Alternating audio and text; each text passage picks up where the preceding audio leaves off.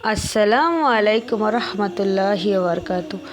আজকের এই ভিডিওটিতে আমরা কিছু জানবো যে 5টি জিনিস এই পৃথিবীতে মানুষের কাছে যদি থাকে তাহলে সে হচ্ছে সুখী ব্যক্তি। তো সেই 5টি জিনিস কি কি হজরত আলী রাদিয়াল্লাহু তাআলা আনহু জানিয়েছেন এই 5 জিনিস যার কাছে থাকবে সে হচ্ছে এই পৃথিবীর সুখী মানুষ। এই 5টি জিনিস আজকের ভিডিওটিতে আপনাদের সামনে খুব সুন্দর করে তুলে ধরব। আর এর সঙ্গে এটিও জানবো যে হজরত আলী রাদিয়াল্লাহু তাআলা আনহু জানিয়েছেন উল্টো করে শোয়া কেমন, মানে উবুর হয়ে শুয়ে থাকলে কি হয়। এর সাথে এটি জানবো যে দুধ পান করার সঠিক সময় কোনটি আর কোন সময়ে দুধ খেলে শরীরে বিষাক্ত হয়ে যায়। এই দুধের সম্বন্ধে হুজুর পাক সাল্লাল্লাহু আলাইহি সাল্লাম ইরশাদ করেছেন। এর জন্য ভিডিওটি শেষ পর্যন্ত অবশ্যই দেখুন। ভিডিওটি শুরু করার আগে আপনাদেরকে একটা ছোট্ট রিকোয়েস্ট যে ভিডিওটি অবশ্যই লাইক করুন এবং যদি নতুন হয়ে থাকেন তাহলে সাবস্ক্রাইব করে আমাদের সঙ্গে অবশ্যই জুড়ে থাকুন। তাহলে চলুন আমরা ভিডিওটির দিকে এগিয়ে যাই। হজরত আলী রাদিয়াল্লাহু তাআলা আনহু জানিয়েছেন যে ব্যক্তিকে আল্লাহ রব্বুল আলামিন এই 5টি জিনিস দান করেন তাহলে বুঝে নিবে যে এই পৃথিবীর সমস্ত নিয়ামতগুলি মিলে গিয়েছে। সেই 5 নিয়ামতগুলির মধ্যে প্রথম হলো শুকরিয়া আদায় করা। জিহবা আল্লাহ রসুল সাল্লাল্লাহু আলাইহি সাল্লাম কোরআন মাজিদের ভিতরে ইরশাদ করেছেন যে তোমরা আমার শুকরিয়া আদায় করো আর যার ফলে আমি আমার নিয়ামতকে আরও বাড়াতে থাকবো। 2 নম্বর হলো জিকির করার হৃদয়। যে মানুষকে আল্লাহ রব্বুল আলামিন জিকির করা দান করে থাকে সেই ব্যক্তি এই দুনিয়ার সুখী এবং ভাগ্যবান ব্যক্তি হয়ে থাকে। 3 নম্বর হলো পরিশ্রমী শরীর। যে মানুষের মধ্যে এমন আছে যে পরিশ্রম করতে পারে তাহলে তারাও সুখী ব্যক্তির মধ্যে পড়ে থাকে। 4 নম্বর হলো নেক বিবি। আল্লাহ রব্বুল আলামিন নেক বিবি যাকে দান করেন সেটি হচ্ছে নেয়ামতের মধ্যে সবচেয়ে বড় নেয়ামত হয়ে থাকে। এমনকি বলা হয়ে থাকে যে নেক বিবি গুপ্ত খাজানার মতো হয়ে থাকে। 5 নম্বর হলো সহজলভ্য রিজিক। হজরত আলী রাদিয়াল্লাহু তাআলা আনহু জানিয়েছেন আল্লাহ রব্বুল যার রুজির বন্দোবস্ত করেন, যার ঘরের মধ্যে রাখেন কিংবা তার বাড়ির আশেপাশে থেকে করে থাকেন তাহলে এটি তার জন্য বড় একটি নেয়ামত। সুবহানাল্লাহ। এবার আমরা জানবো যে উল্টো করে শুয়ে থাকা কেমন। হজরত আলী রাদিয়াল্লাহু তাআলা আনহুর এর সম্বন্ধে জানিয়েছেন একবার তিনি রাস্তা দিয়ে যাচ্ছিলেন, তখন তিনি দেখলেন উল্টো করে শুয়ে আছেন একজন ব্যক্তি।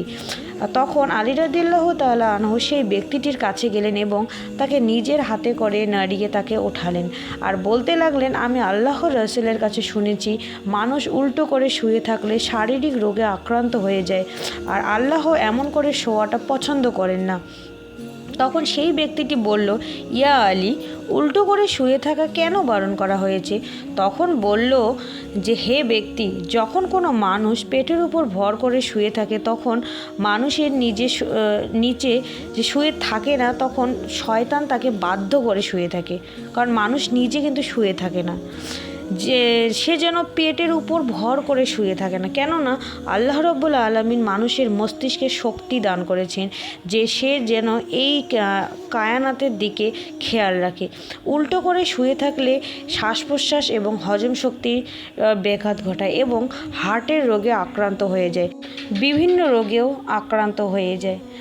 তো আল্লাহ রব্বুল আলামিন বলেছেন যে যখনই শুবেন পাশ পরিবর্তন করে শুবেন, কেননা আল্লাহ রসুলের কাছে শুনেছি উল্টো করে থাকাটা হলো শয়তানের অভ্যাস, মানে শয়তান এই উল্টো করেই থাকে, এটাই আমাদেরকে বোঝাতে চেয়েছেন।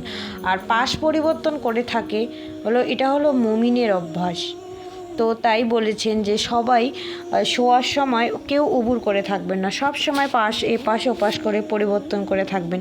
তাহলে এবার জানবো যে দুধ পান করার সঠিক সময় কোনটি আর কোন সময় দুধ খেলে বিষাক্ত হয়ে যায়। নবী করিম সাল্লাল্লাহু আলাইহি সাল্লাম ইরশাদ করেছেন যে দুধ মানুষের শরীরের অনেক উপকারিতা আছে এবং কোনো সময়ও বিষও পরিণত হয়ে যায়। যদি এটা সঠিক সময় পান করা হয় তাহলে স্বাস্থ্যের জন্য উপকারী। আল্লাহ রাব্বুল আলামিন সমস্ত জিনিসের কোনো না কোনো উদ্দেশ্য নিয়ে বানিয়েছে, বিনা উদ্দেশ্যে পৃথিবীতে কোনো জিনিস হয়নি। দুধের সম্বন্ধে কোরআনে কারিমে ইরশাদ আছে, আল্লাহ রাব্বুল আলামিন প্রত্যেকটা রোগের জন্য ঔষধ বানিয়েছেন, কিন্তু শুধুমাত্র গাই গরুর দুধ পান করবে, কেননা এরা সমস্ত রকম ঘাস পাতা খেয়ে থাকে।